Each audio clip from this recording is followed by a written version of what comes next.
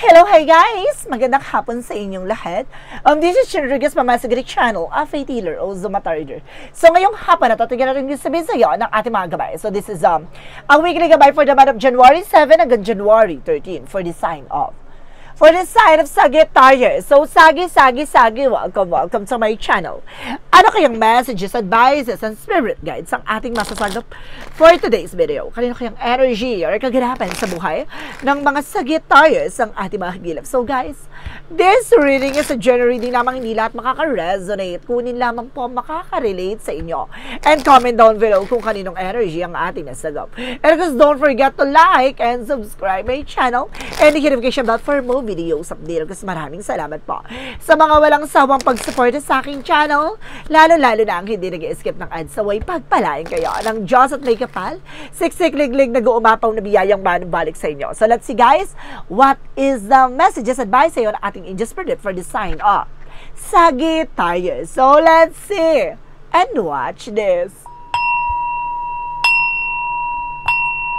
Ano kaya kaganapan sa buhay ng mga Sagittarius ang ating mga hagilap? So guys, tunghayan natin at bubulabugin natin yan. Angel Spirit, please give me an information po. Okay, this is the Page of Pentacles for investment. Now, there is a good news coming in for you. Now, magkakaroon ka ng solid beginning, and this is something setting your goals and development of plans na unti-unti na nagkakaroon ng improvement and development ang iyong situations, no? Kumbaga, or either your mindset, no, or perspective, nagkakaroon ka ng mas malinaw na kaisipan ngayon. Ganon. Additional messages. And this is a Six of Pentacles. So, this is something giving, receiving something by the universe. Magtutuloy-tuloy na about sa finances, no? Kumbaga, mag-iisip ka na ng mga bagay na alam mong for long run, pang matagalan siya. No? Nag-iisip ka ng isang bagay na alam mong magbe-benefit sa'yo at the end of the time. So, there's something, a support of yours, or something very controlling situations, no? Additional messages. So this is the Wheel of Fortune with a good luck, no? May mga bagay dito na unti-unti mo nang nakukuha or pumapabor sa'yo, no? There's something destiny to happen, and there's a good luck, a change, karma, no? There's a good fortune coming in for you. Additional messages. And because this is something that to with a partnership. Now, some of you guys may partnership din dito. It's either unconditional love or partnership that brings you a higher level of commitment. So, meron talaga pang matagalan dito. Additional messages. So, this is something that's Two of Pentacles. So, there's something balance. So, kailangan mo maging balance sa emotional, physical, mental. Additional messages. And this is the High Priestess for an unexpected moment. No, there's something, a mystery behind. Kung may mga bagay na hindi mo akalaing malalaman mo or matutuklasan mo. There's divinations or esoteric wisdom and knowledge, no? Kung binibigyan ka ng mas maliwanag na utak, no, na kung ano man yung mga bagay na possibilities. Or some of you guys, no, nakakaramdam ka ng kakaibang pakiramdam ngayon. No, maaaring, minasasense ako dito na maaaring nalalabo yung mata mo. No? So, let's see what is the Page of Pentacles. Kasi may misteryo sa loob nun, ha? Sa nararamdaman mo. And this is the Emperor. Be mature and not being grounded. But for investment, kailangan mag-invest ka sa sarili mo. No, there's something self-love, self-care, and there's something stability and structure and protection and authority of yours, no? Kumbaga sinasabi dito na dapat hindi ka nagpapabudol, nagpapauto kahit kanino man. What is the Six of Pentacles? So represent what? So this is the Seven of Wands that you are being protected, no? Protektado ka naman daw ng ating mga gabay. There's something support, and because this is something, a guidance, no? Maaring ginagabayan ka for prosperity, for power, no, for controlling a situation, ganon. Kumbaga, there's something balance. Kumbaga, alam mo yung mga magaganap ay maaaring ayon sa kalooban mo, no? Kumbaga, gusto mo itong ginagawa mo, gusto mo yung mangyayari, ganon. You are also protected. This is the Wheel of Fortune, represented with the Hermit card. This is all about the spiritual guidance, no? Ginagabayan ka ng ating angel spirit na maaaring papabor sa'yo yung sitwasyon, no? Maraming beses na nangyari to na maaaring nagkakaroon ng ng blessed in disguise or great blessings. This is a justice card. The justice will be served, no? May mga bagay dito na maaaring magbigay sa iyo ng consequences and outcome, and kasi honesty and integrity, no? Kumbaga binibigyan ka ng kumbaga katotohanan at binibigyan ka ng mas malinaw at patas na laban, no? About sa love life. So let's see the Two of Pentacles to represent what? So this is the Knight of Cups with an offer, proposal, promotions, no? Maraming uri ng isang bagay na magbibigay ng balanse sa iyo. Isang uri ng promotion or isang uri ng kumbaga changes and development sa situation mo, no? In an offer for a lifetime, no? Either a partnership. So let's see, there's a High Priestess who represent with the Seven of Swords. See, I told you, sneakiness, cheating, lying on you. There's something behind the scenes.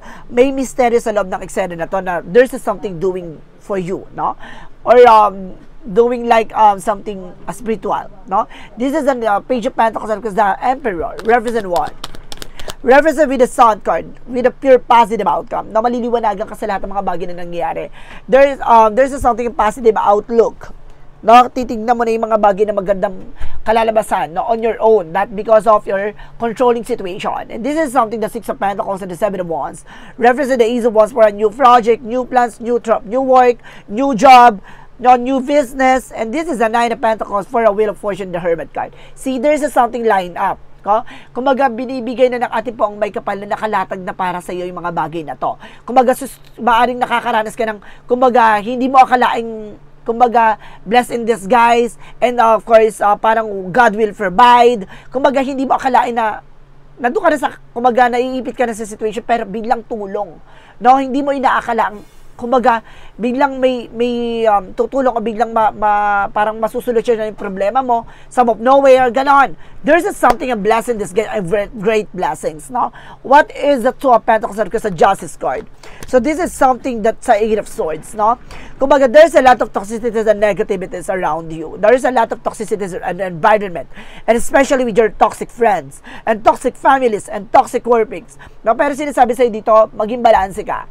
No? Sinasabi sa'yo dito na karma is waving. No? Meron tayong pinaniniwalaan na there's a principle of karma. No? Huwag ka mag-alala. There's a karma magma na kung ano man yung mga bagay na gagawin sa'yo, there's something bounce back. No? What goes around comes around.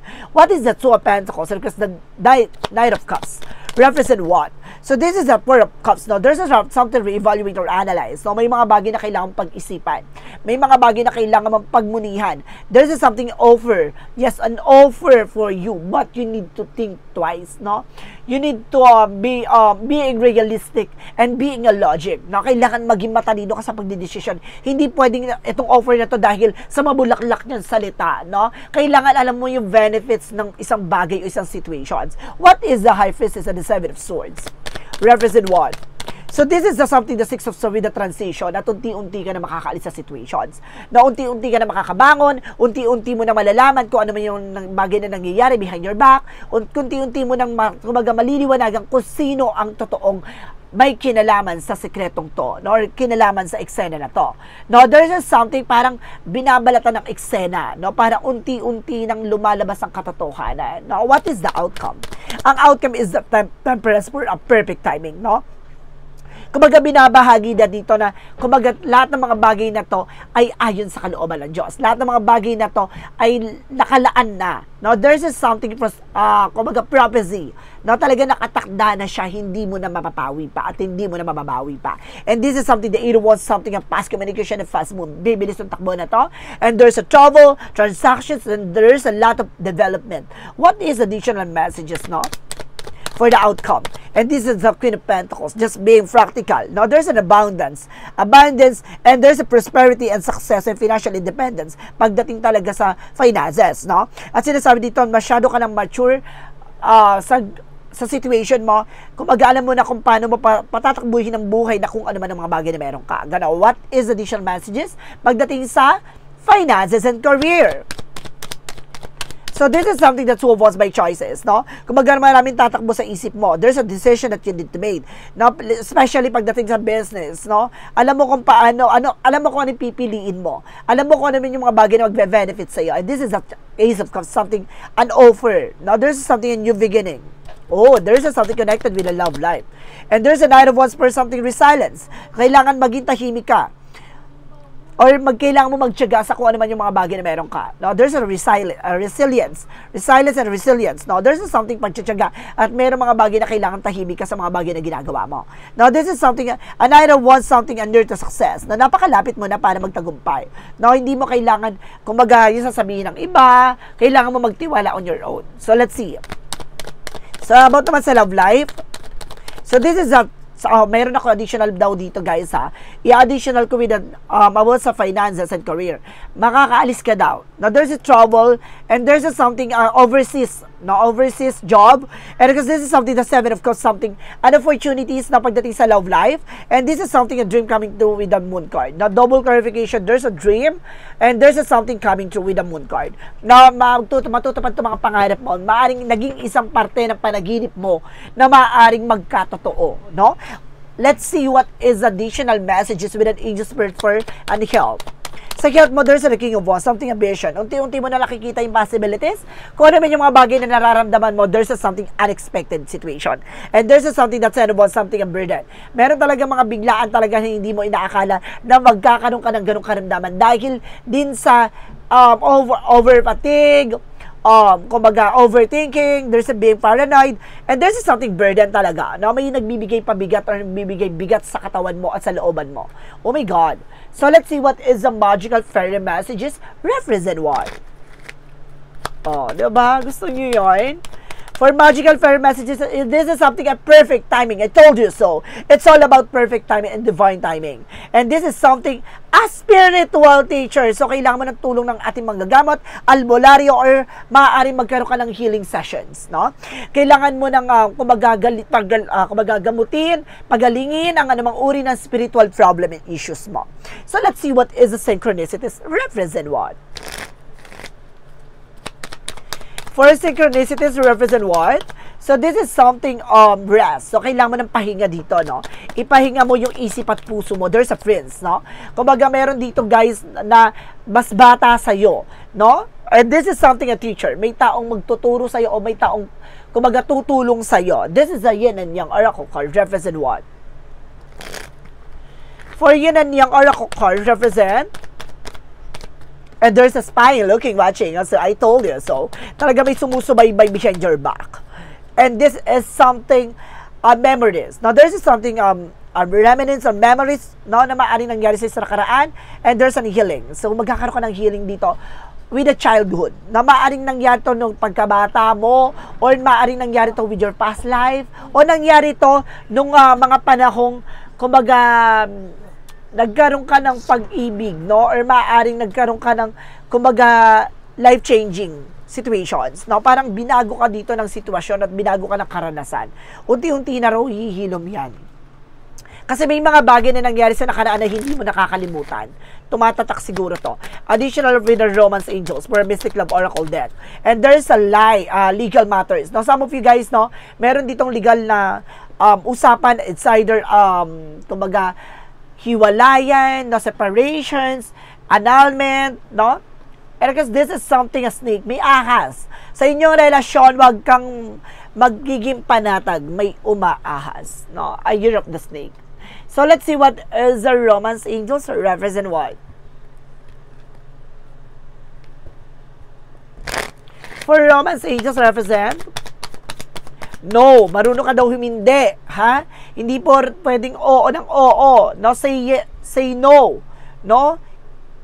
If you want to, and there's a look for a sign, no? Kailangan mo ng senyales at gabay. There's an angel as your angels, no? Kailangan mo ng tulong ng ating mga angels spirit. For the chakra messages, represent what?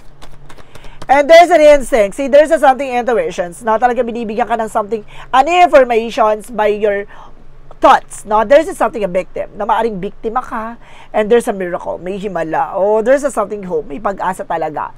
There's a something wishes coming true. What is Archangel Michael messages? And of course, this is something go forward fearlessly. Kailangan mo magpatuloy na walang kinakatakutan, walang kinikilingan. Kailangan palaban. And there's a pay attention to your dreams. Na kailangan mong, kumbaga, mag-pay attention sa pangarap mo, kung ano ba talaga yung kagustuhan mo. Diba? And this is something a study. Kailangan mo matutunan, malaman lahat ng mga bagay at kailangan mo pagtuklasin para sa sarili mo. And this is something you're on the right path. Nasa tamang direction ka. Let's see what is Archangel Raphael messages. Archangel Raphael messages, there's a massage, no? Some of you kailangan mo na massage. No, at the same time, there's a something hydrations, no? Kumbaga dehydrate ka raw dito, guys. No, kailangan mo ng more on water. And there's a massage. Kailangan mo na massage dito, guys. Kailangan mo raw mapanatiling hydrated ka, guys. And this is something a sign card with something a growth. Magkakaroon ka ng growth and expansion. And there's a silver with a goddess insights. Sige ba? Diba? Diba may mga bagay o pasilip sa'yo yung mga bagay na nakita mo na sa panaginip mo or nakita mo na sa visions mo, kumbaga magkakaroon ka ng vision into realities. Gana. What is the ontology? Emotional running high, so magiging emotional ka this time. Wow. This is something emotional running high and this is something believe the impossible. Lahat ng mga bagay na imposible. Ayon sa kalooban ng Diyos. And this is something don't let your past hold you back. No, wag mong balik-balikan yung mga bagay na nangyari na sa nakaraan.